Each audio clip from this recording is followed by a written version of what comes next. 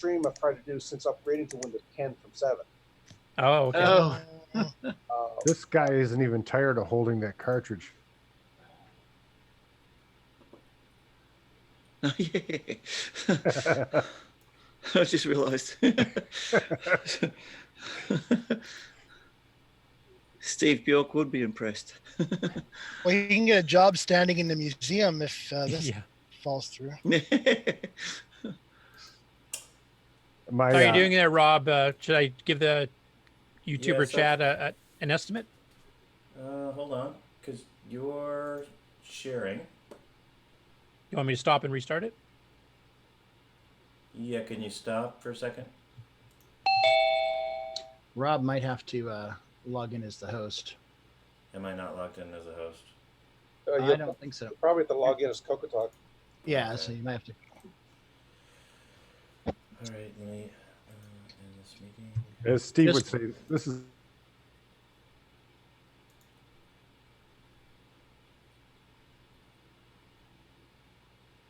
No, I'm in as CoCoTALk now.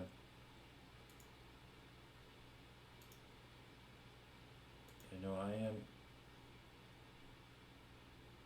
am as CoCoTALk, so let's see what happens here. Join with computer. CoCoTALk is the host now. Rob logs in. Oh, CoCoTALk got it. Yeah, I was thinking it prompted you when it happened to me before. But Guys, I was kidding. I promise. Nobody could hear me, I bet. yeah, we can hear you, Mark B. Yeah, I can hear you. All right, just picking up my mess here. So I am. All right, CoCoTALk 202. Am I This live is or what? This is Apollo 8. I am streaming, but I don't see it on YouTube. Oh wait. I don't No, see Apollo. on- we're Sorry, not seeing Apollo video 8. I meant Apollo Probably 13. A D. Apollo 13, not Apollo 8. YouTube. Oh wait. No, Your Apollo. video routing's not set up Sorry, properly not because there's Apollo video 8. gray screen. I meant Probably Apollo a 13. Should D. be Apollo 13, not working Apollo 8. enough for Curtis to No, take Your Apollo. video routing's not set up Sorry, properly not because there's Apollo video 8. gray screen. I meant Apollo Probably 13. a- Yeah, we've got a grey screen. Wait, Apollo wait, 13, not Apollo working 8. enough for Getting some echo too. Curtis to No, take Your over. video routing's not set up properly Yeah. because there's video gray screen. I meant It's a Apollo feedback 13. from Yeah, we've got a grey YouTube. screen. Apollo 13, not Working Apollo 8. enough for Getting some echo too. Curtis to take over. Video routing's not Oh, Sounds set like- up no. I got it. We got Pink Floyd. We've got Alan's psychedelic breakfast going on in the background here. I don't want to hear Dave's joke again. You really? Once was enough. You don't have to have the echo. I can always repeat it. All right, I say we just redo this whole show again. Yeah. Redo. All right, Curtis, take over. Okay, are we actually live on YouTube? Can somebody check? Yes, We yes, got you a are. cost. We did? Okay. I'm still seeing grey. Here. You're in tomorrow, so hang on. It's coming.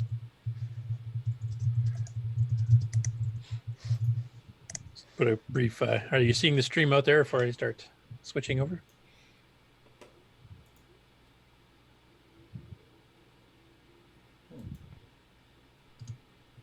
Should be green, not grey. Cocoa green. Yeah, CoCoTALk is gray. Yeah, the Okay, Mark Stream says looks he's. good. Yeah, stream is good, but on YouTube, but the gray screen on Zoom. yeah, he's got to switch over to the OBS camera instead of his local one. Sharing Looking good on OBS Facebook. Camera.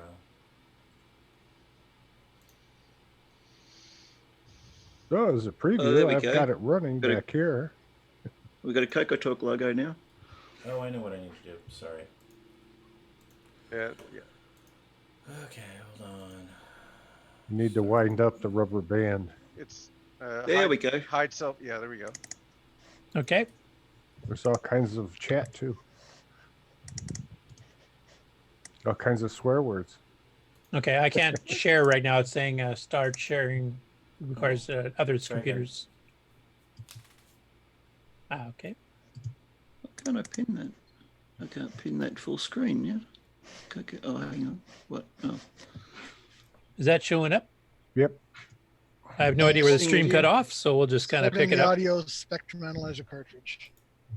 Yeah, I'm just not sure where the stream cut off though. If we even got that far before everybody else lost it. So this is going to be one heck of a choppy episode. Fix it in So post.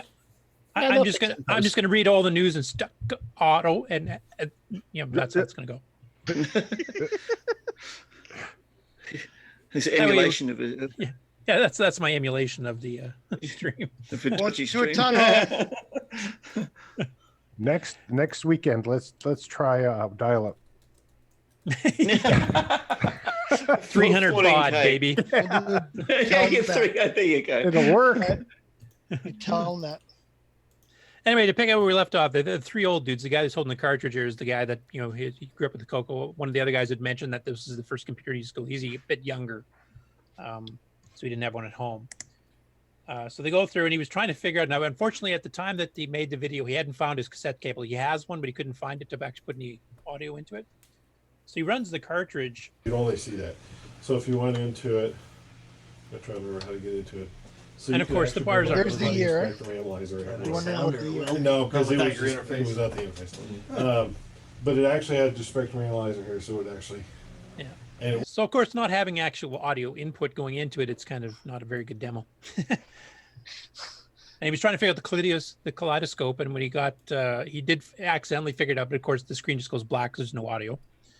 So it was kind of a horrible Press the- time to try to demo that. So Pressed K and then without any audio going in.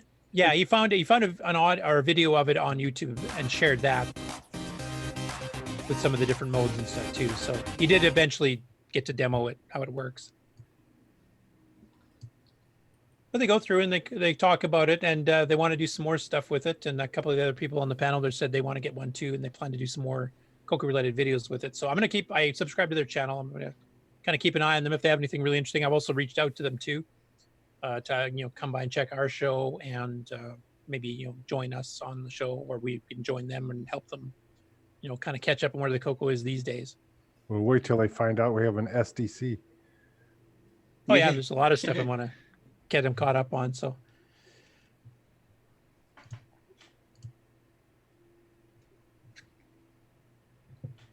and this you guys remember from last year, John Day was working on doing a modern retake of Temple of Rom called Return to Rom, which is fully 3D. And we haven't heard anything on this for quite a while, but that's, I guess, his work schedule is that the previous couple of seasons is his busiest time, so he hasn't had any time to do it. And he's going to start getting back into it over the winter here. And he did get some updates done here, so I won't play the whole thing. In fact, I'll skip ahead just to get to where the graphics of the actual gameplay kind of get into it here. That's kind of more the demo stuff. He's got like different color schemes and okay.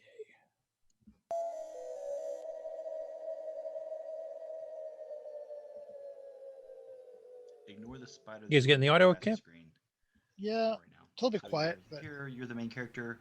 Lenses are That's booting better. up. There goes my spider that I'm just messing around with some artificial intelligence there, pathfinding. Now you're in her glasses. You're looking through Coco's glasses. Her name is Coco. All right, and your friend is Radio. I was hoping Rick was going to still be on here to see what Radio, his he's on the, reaction to this update was.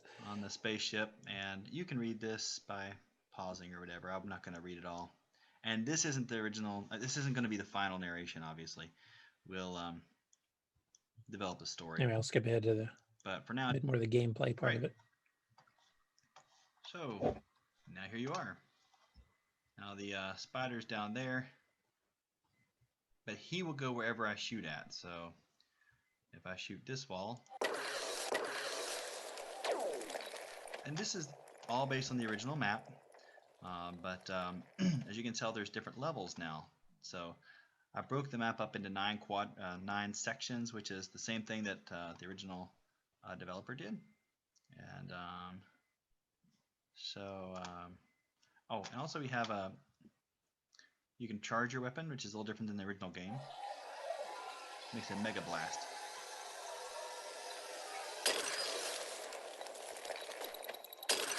Kind of like what Nick's done on Go send him there Gatecrasher. to clean it up.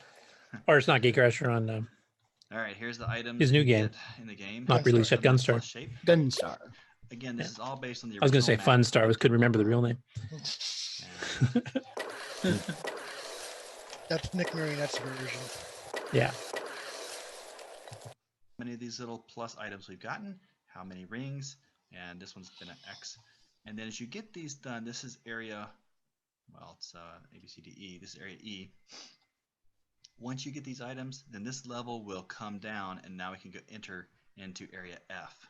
And you can see there's other areas way out there in the distance.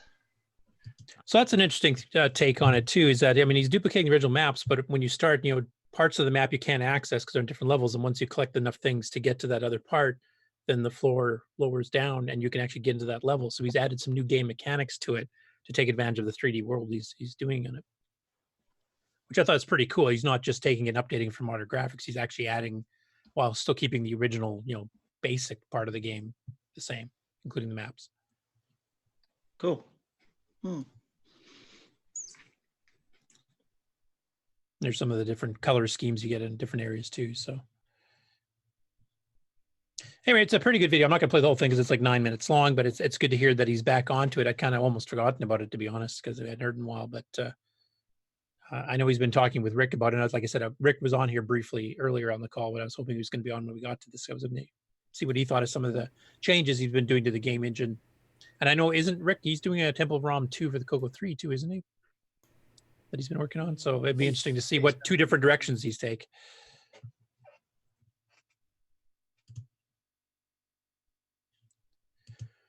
And this one here, this is Graph Express. Now, there's been lots of talk. I mean, Rob Inman's been talking about it, and I've been talking about it with Basic 9 about trying to make basic games run faster and do more machine language type speeds and stuff. And there's a few ways to do that. There's basic compilers like C Basic and ML Basic. Basic 9 itself is a semi compiler.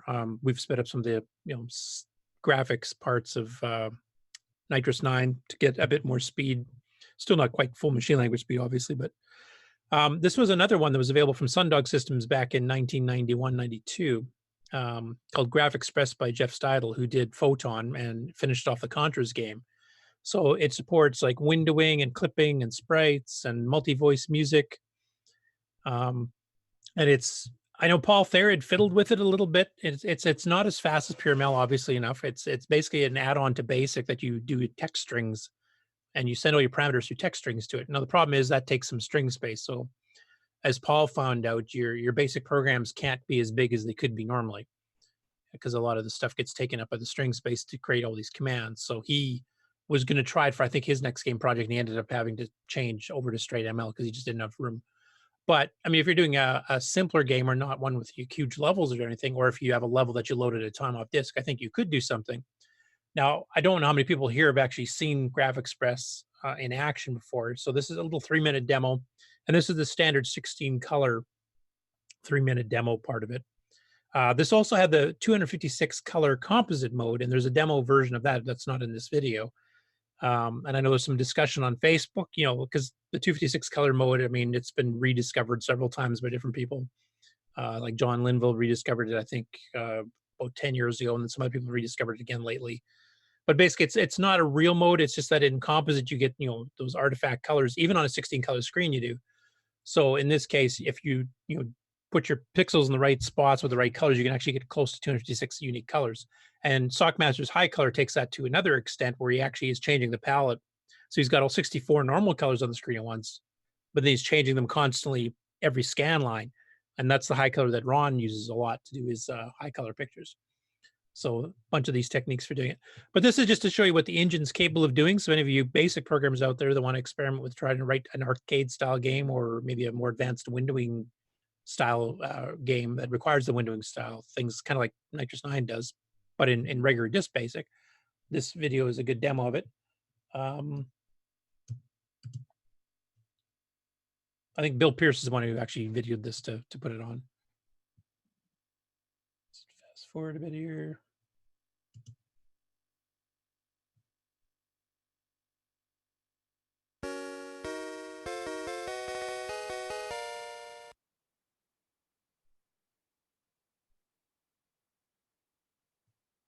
The other reason I don't think this got used too much either is that it looked like you had to get licensing fees to do anything with it at the time when it was being sold.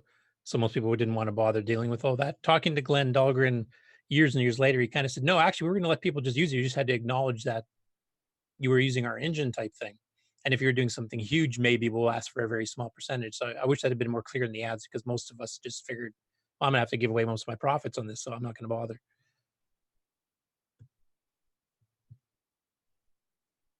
Let's get past the loading part.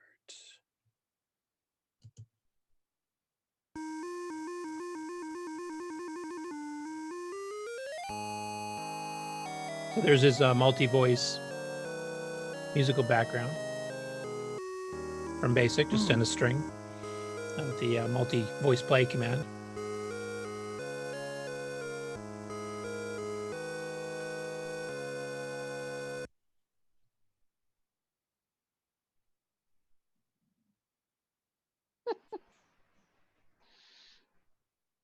We all got to have our bouncing ball. Sounds pretty good. Now here he gets more advanced though, because now he's doing an animated window over top of a bouncing ball window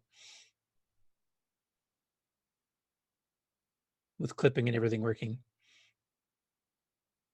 This is what the level 2 version 3 upgrade by Kevin Darling, etc. did too. Yeah, I don't hear you guys laughing now.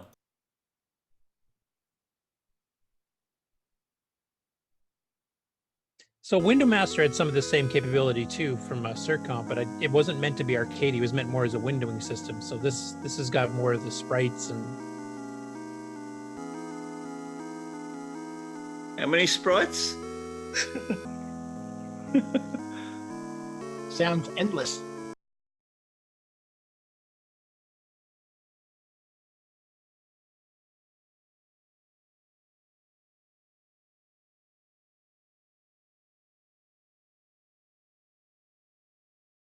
Sound like an old tape delay. And now we get to our native resident cyborg, Ed Snyder, who's been busy dreaming up new projects. So obviously everybody here is familiar with the new keyboards he's making. In fact, some of you actually have them in your possession. Like I got one right beside me. So he's been toying with doing some cases to make these external keyboards. And he's got some schematics, and then he's got his actual first kind of prototype-y thing version of it. Which I think is, yeah, like that. And that's a really good idea because then you can kind of like lean back. You can leave the Coco up on the desk and kind of lean back. We used a lot of keyboard extender cables back in the day. I remember we had. But then I got to thinking, I asked him some questions too. Like, I mean, if you're actually going to move it outside of the case, then you don't have to limit yourself to just the keys that the Coco 3 keyboard had. The Matrix is kind of set up to have 57 keys, but there's some duplicate keys. Like one thing that Nick Marentes and I have always talked about is that the Coco 1 and 2 games kind of were designed with the arrow keys, with the left up and down being on the far left where Alt Control is now, and then left and right is roughly where it is on the current Coco 3 keyboard. And the diamond works good if you're like editing text and stuff, but it kind of sucks for games because you got to try to do everything with one hand with your fingers all contorted together. And if you make a wider case for a keyboard, then you can extend the keyboard. You can add a second set of the keys. They just duplicate the same keys when you press them, so either one works. And I thought, well, why not take it past that? You could actually put a numeric keypad on the far right too if you're doing programming or anything else where you have to like punch in hex numbers or whatever, or do math. So this actually has a lot of places you could extend it to. And I know some people liked my post on that, so maybe some other people are interested in that as well. I have no idea what that would cost and how big it would be, but it almost looked like a Model 3 or Model 4 keyboard, I think, by the time you're done. Except color-coded properly for the Coco. That'd work really well in my Model 4 Coco 1 upgrade transplant project as well, because it would probably almost fit straight in the case. Yeah. And I think he had some other...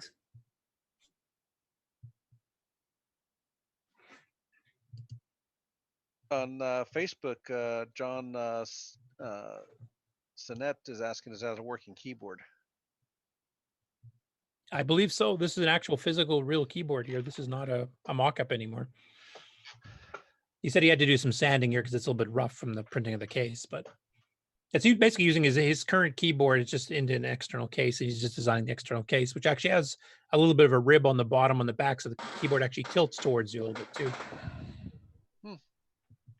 I'm definitely interested in that too. If he makes a wider version of it with the numeric keypad and the arrow keys duplicated so that the old games play better, I might consider getting that instead of the actual keyboard that he's currently selling.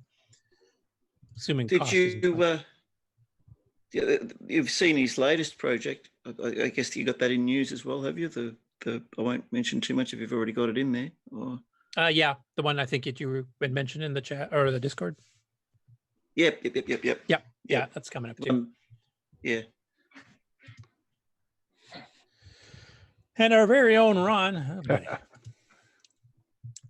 came up with a nice little logo mock, or kind of a mock-up of a magazine cover for the 40th anniversary of the Coco. I think Alan Huffman mentioned it.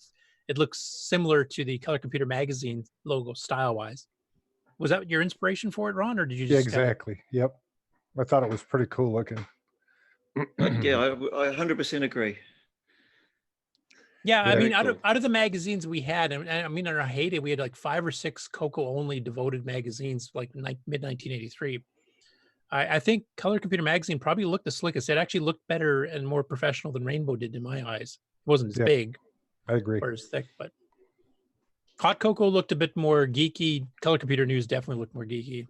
Rainbow was kind of a mix in between, and then there was Color Microjournal and a few others too. So Hot Coco looked pretty good. Yeah. Yeah. A little more geeky though, because it was Wayne Green kind of did that one. So the guy who did 80 Micro and Kill the Bod microcomputing before that, he did some ham radio magazines in the 60s too. Well, primarily I did this with a white background in case we wanted to print this for the show next year. It's would go in a white card, nice. Yeah, it's actually cool because we're getting competing designs now. Because I know you've got one. Yeah. Bruce Moore's got one. I think there was a third one floating around earlier too. So it's nice that everybody's actually contributing. And I wouldn't mind seeing a mixture of them all. Like you could have T-shirts with all 3 of them or something, because I'll the do a 40th couple anniversary more later. Yeah. The only thing I see missing is a little registered trademark on next to Radio Shack. Oh, I suppose they're back now, right? We got to kind of make sure it's legal. Yeah. It's just tiny. You can't see it. You need a scanning electron microscope to read it. Yeah, exactly. And here, Rob Inman knows a bit about this one. Chris Burke's kind of returned to the Coco fold again after he kind of came back a year or 2 ago for a little bit, and then he kind of disappeared again. But he's doing basically a SCART adapter that actually it doesn't need an external little box. It actually just fits right where the RGB connector on the bottom of the Coco 3 is. Now, his original prototype here requires a battery, and it does apparently burn through those pretty quick. Yeah, the next page, you got rid of the battery. Now, did he say how long was he tapping the power off the Coco? Because he was trying to do it without having to modify the Coco originally, but I didn't get a chance to fully read it. But no, he went in and modified on pin 10 of the connector. That pin's actually connected to one of the PIA inputs. He modified the resistor to be able to send a little bit more juice out the ribbon cable, and so now he's tapping the power off of that. Oh, okay. So, yeah, because that extra pin, that was supposedly to detect an RGB monitor being plugged in. Wasn't that the original purpose? I think so. I don't know that anything ever used it. No. Sorry, go ahead. I saw this post on Facebook. I didn't go into it in a great amount of detail. What actually does this provide a better quality composite output, or is it like for NTSC? It takes the RGB output and then lets you put it into SCART basically, so you can use it with the SCART adapters. SCART has a number of different protocols built into the one cable though. So I'm just wondering which protocol it's using. Well, for the purpose of it, what he's doing is with that chip, he's taking the V vertical and horizontal sync, combining them together, so you don't have to tap it off the composite. So it's RGB only, but he does mention how you could feed RGB through the thing. But the point of the chip was to combine the syncs together, so that you don't have to, so you don't have to pull it off of the composite. It'd be useful if you wanted RGB only and then had some other way to show composite. Yeah, okay, all right. This is one I believe you were referring to, David. Yeah, that's the one. Yeah. So he's been mocking up a circuit board for a Coco 2 Plus, and he wants to fit it into a little cube case. So it's going to have, a way to add in satellite boards to add an extra functionality. But basically, it's going to be a Coco 2, but with extra features such as VGA support built right onto it, 2x overclocking, which is that SAM thing that Brendan actually showed us a demo of at Tandy Assembly earlier, where you can run the Coco 1 and 2 at full double speed, RAM and ROM, the entire time without screwing up your video. And then he kind of teases you with and maybe a couple of other things. Yes, he says that. Yep. And the other thing about it too, he's designing it all as through-hole, old school through-hole plated components, so he can release it as a kit and it can be built up. I asked him if he did that with a program or did he hand do it, and he says he did it. He had to think through it and do it by hand. There's a lot of work involved in that. Yeah. Yeah, Look that's at good. how complicated it is. Somebody mentioned in the comments too, down the bottom, the connector down the bottom looks like a Jeep grill. In the bottom left corner. Get the two headlights and the grill. And Yeah. Curtis, is this something we could build? Yeah, if you release it as a kit, you'll basically get the circuit board, and I'm assuming sockets, etc., and you just solder them all together yourself, and you plop in the chips because it's just using like 6809, 6309, and the PIAs and the ROM, which of course, if you want, you can burn your own custom one too, and the VDG, etc. So, SAM. I saw on eBay somebody was actually selling kits that were just the chips for the Coco. Yes, the bigger chips. Yeah. Yep. I saw that too. I've got it bookmarked. Or whatever you call it in eBay land on my watch list. Anyway, that's a cool project. I mean, the fact that he's going to have a way to duplicate the entire Coco 2 motherboard with a modern board, so we don't have to worry about boards going bad from age. But also adding some new features like VGA output support, etc. Full double speed mode. It'll be like a Coco 2 Plus, like he's labeled it on the thing, kind of like the Coco 3 Plus he's planning for the further in the future. But it'll be a way for Coco 2 owners to have a really substantial upgrade if he works with Brendan on incorporating the Coco VJ with all of its extra features at the same time. Then it's a real Coco 2 Plus. You could almost call it a Coco 3. I actually ordered one of those chip kit things from China, and it comes with actually two processors, both the Motorola and the Hitachi, and a couple of 6821s and another chip, I'm not sure which. And then it does have the Salt as well as the 6847. You have to tell us what's on the EEPROM. Yeah, I don't know if it's programmed. I should probably dump it and see what's on it, but it does have, it has the Salt chip too. So it's like it got most everything you need. That'd be a good repair kit. Yep, I think they're selling them for. There's Yep. What is the price that they're charging? Like, is it reasonable or is it way out there? They're asking $18 and free shipping. Well, that's not bad. Yeah, it's pretty good. Actually, make them an offer and you might get it for a little less. I mean, lately we've been seeing like color mice going for $750 or something. So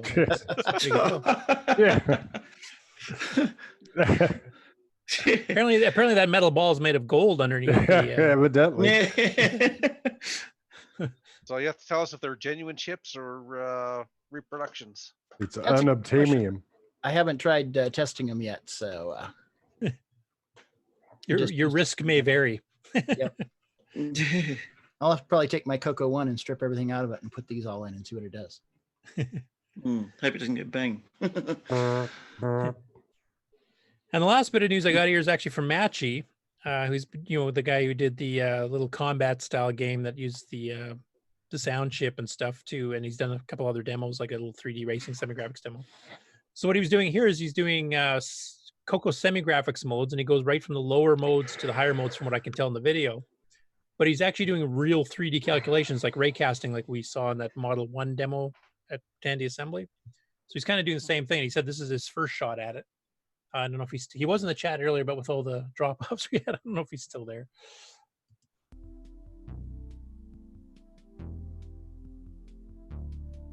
So this is in the lowest of the modes, but you can actually see it's actually scaling and you're shifting your point of view and actually watching the further away stuff shift at a different speed like you would in real life.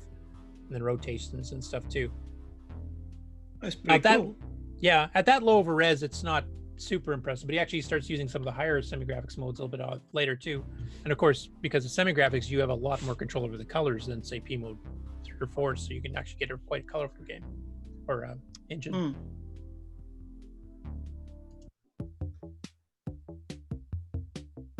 So this music is generated outside the Coco? I'm pretty sure, yeah.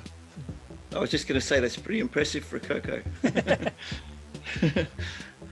There he's got some scaling, and now he's starting to see, you can see that the vertical height of the lines is getting a lot smaller. So now he's using the higher semi-graphics modes, which is why it's slowing down, because now your screen went from being half a K to, 3K or 6K, or depending on the mode he's using.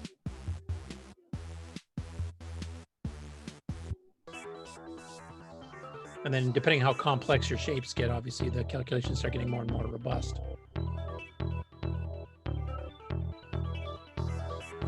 Looks like a good place for a math coprocessor. 6 or 9 might help too. I still want to try to encourage more people. Yeah, I still want to encourage more people with Coco 1s and 2s, Dragons, TDPs, just to get 6 or 9 upgrades.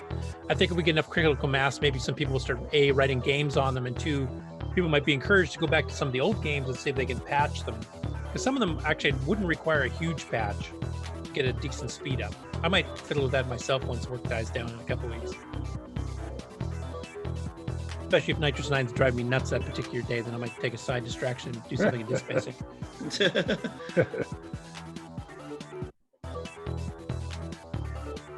Very complex. Yeah, it's like a full donut shape type thing.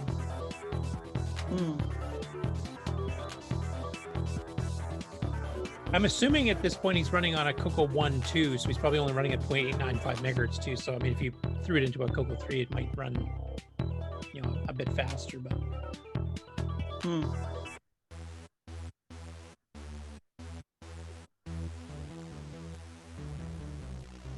makes a good screensaver too.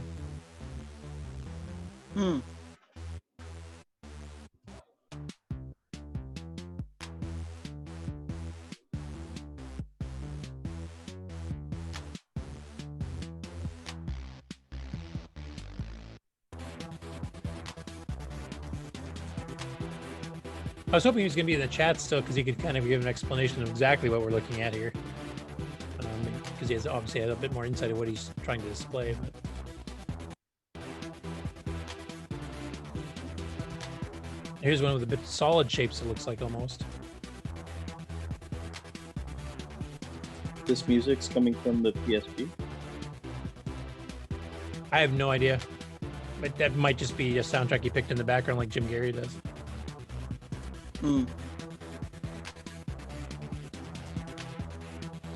Hey, right, as he mentioned though in Discord, this is his first shot at it, so I'm assuming he's planning to either A, add more features, or B, try to optimize it to run faster yet still. I also don't know if he's doing this in pure assembly, if he's using CMOC-C or exactly what he's using to drive the engine there, but hopefully he'll keep us posted on updates. And that's all the news I have for today, so I will stop sharing. Well done. Cool. Oh, apparently there was an update to OBS, so I'm now up to version 24. Now the chat works. I've got it running on the screen here and it hasn't crashed since, so maybe that's all it was wrong, is it just needed an update. I cannot pin CoCoTALK in Zoom for some reason. Won't let me.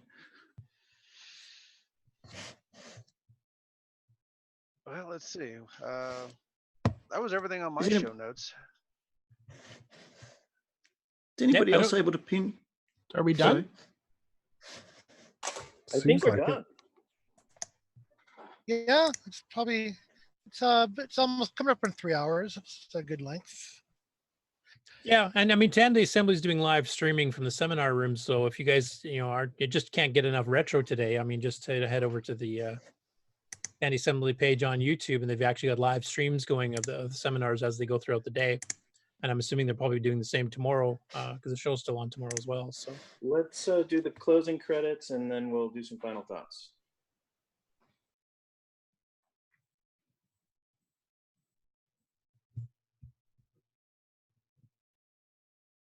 Okay. This concludes another episode of CoCoTALK, the world's leading live talk show featuring the Tandy color computer. For all things CoCoTALK, visit us on the web at cocotalk.live. We'd love to hear from you. Send feedback, suggestions, even segments via email to cocotalk@cocotalk.live. CocoTALK is rocking the 8-bit world, keeping the Tandy flame alive.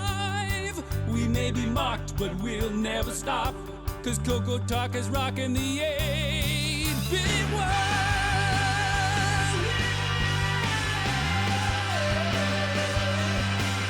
Consider supporting the show with a purchase of merchandise from our retro swag shop at 8bit256.com. If you'd like to become a patron of the show, click the Patreon link at our website at cocotalk.live. CocoTALK is rocking the 8-bit world, keeping the Tandy flame alive. We may be mocked, but we'll never stop, 'cause CocoTALK is rocking the 8-bit world.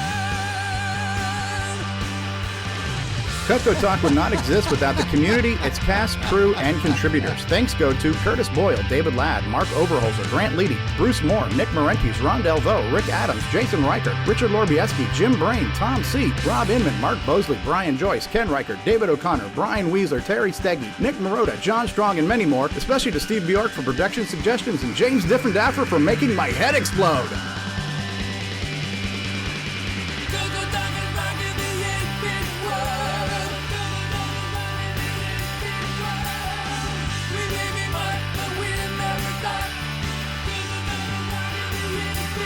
Please help support the CoCo community by visiting some of its various contributors.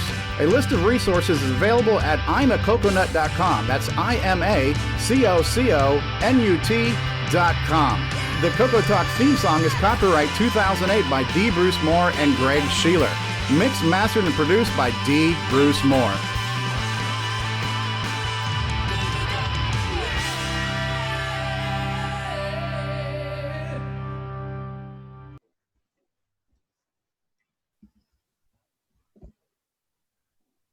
Wasn't our smoothest show, but But hey, we got we got an unscheduled test of a backup streamer. Yeah. Yep, we can check that off the list now. Yep. It's like I a said, little bit like Moonlander territory tonight. Boom, boom, boom, boom, boom. Well, after we switched over to Rob, I went in and checked OBS, and there was an update, basically a major update. Went from 23 something to 24. So, and then my stream the chat started working at that point. So, yeah, the only way to test it is just to run a stream for a while. Maybe next week. yeah, we could maybe try we try to do like a little Friday test or Friday night test next week, so that we kind of end these up before the show. Yeah, see what's going on there. That's. But you had tested it this morning, I think, hadn't you? A little bit. Not a live stream. That was Steve did that. Oh, okay. But then it would crash only after like this last batch. It was an hour before it crashed. So fix it. And you never had that problem when you were running under Windows 7. You just upgraded to Windows 10 recently. It sounds like. Yeah, I recently did a Windows 10 upgrade because it's soon's coming to an end. So it's like we gonna go to 10 kicking and screaming whether we want to or not. And that was the first stream attempt, actually doing a show. Maybe it's a video card driver issue or something like that, incompatibility or something. I don't know, but like I said, there was a major update from version 23 to 24. So, and the note said some things about crashes. So maybe. Okay.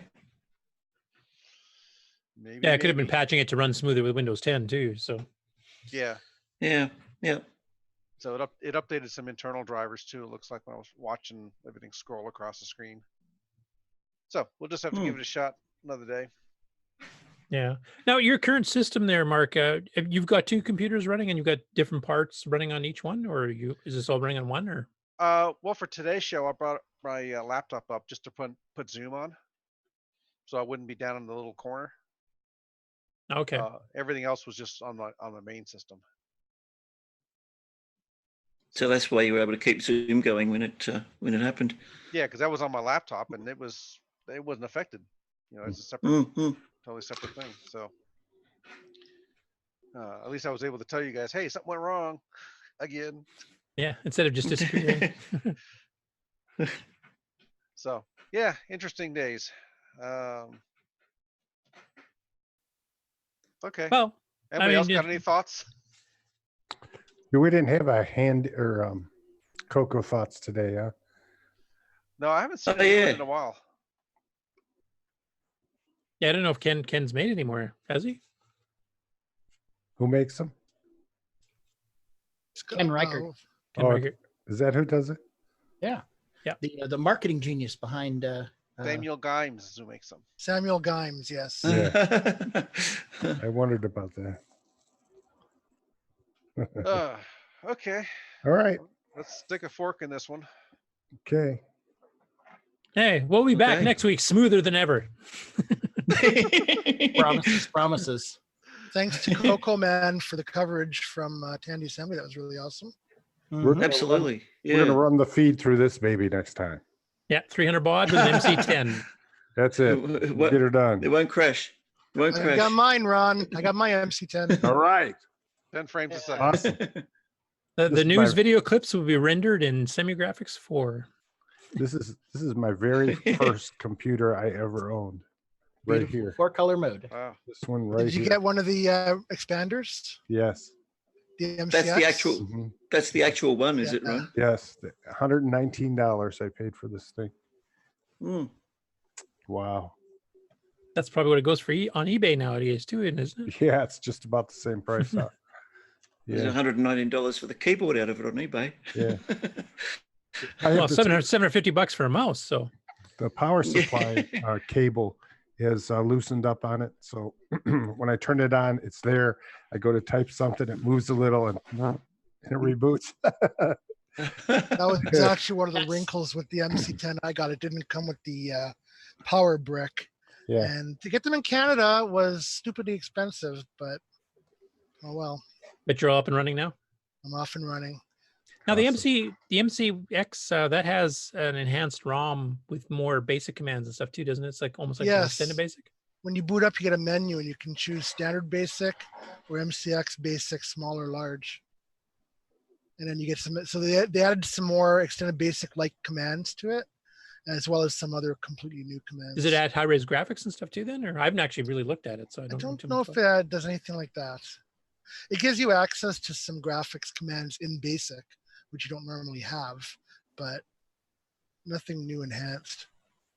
So sort of like things like line and circle and paint and stuff like that, is it? Or yeah, and yes. And drive wire support, or the equivalent of drive wire, I think, on the MC10. There's a way to load through that. Isn't that built into the ROM too now? I'm not sure. Well, they have their own thing. They have their own. MC10 has its own thing called MC Host or MC something. Take a look how the case fits. You see how the bottom shifted a little? Yeah. But on this side, it's it's like they missed on the mold just ever so slightly. Yeah, right. Yeah. Weird. Yeah. Huh? It's the top case just shrunk a little bit, or the bottom one's expanded or something. Something. That must be the American-made version.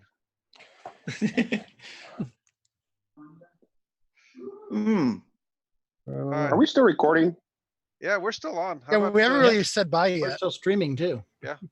Yeah. So, Al Hartman says the MCX 128 also gives you a form of drive wire. So yes. By the way, just to let you guys know, they are doing the auction right now at Tandy Assembly. Ooh. Right. Guess we better jump over to that. Are they taking remote bidders? That I do not know. That's a logistical nightmare. I don't know if I'd want to do that or not. Yeah, I know people have asked for that at CoCoFest. One of those signs. I think didn't they try it one year and it was a mess, right? Oh yeah, because I mean, you get some people that commit to getting something and then they don't pay for it, and then the other person that got it on their behalf gets stuck with it, and or there's a delay on the stream, so they've already lost the bid and still think they have a chance. Like it was just a mess. Well, Rob, let's put everyone out of their misery. Push the button, Francis. Bye, All right, everybody. bye. Thanks for Bye, sticking everybody. with Now, us. we have a choice. Will it? We have a Good choice, night, though. We can everybody. actually just shut the stream down, or we can crash it out like we have earlier today. Which way do we want to do it? Yeah. Well, you know, unfortunately, be I'm fun. running a Mac, so it's probably not going to crash. Oh, exactly. It's a rock solid Unix What? foundation. So There's no blue screen button on it. Do your stuttering impression again. Text stuttering, not speech impediment stuttering. The text What? stuttering. What? Good night. We're going to hit the button 3,